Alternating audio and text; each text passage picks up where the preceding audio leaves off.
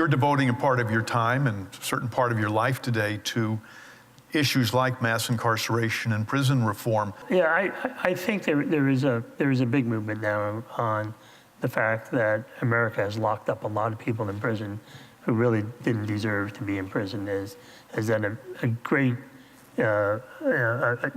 miscarriage of justice there, not only to the people that have been locked up, but to the families that have suffered, through that. So I'm involved with something called the Fortune Society in New York, which I chair. Fortune Society has been around for a long time. And last year we serviced over 8,000 clients of people coming out of jail. We provide housing, we provide job skills, we have training centers, and do a lot to stop the recidivism, that's people going back to prison.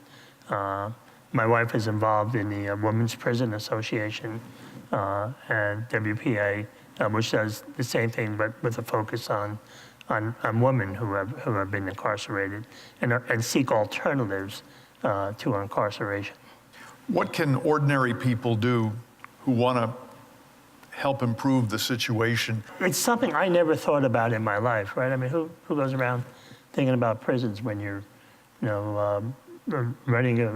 working your way up in responsibilities, and you wind up running a big company through luck, through skill, through a whole host of things that happen at the right time in your life.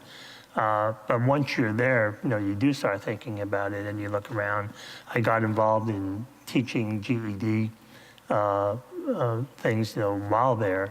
But I knew that just helping somebody get a GED wasn't going to make much of a difference when they came out if they couldn't get a job or had no place to go. When you leave a state prison in New York, you give them $40 and a bus ticket back to Manhattan. That's it. So you just spent 5-7 years there. You may never had a visitor.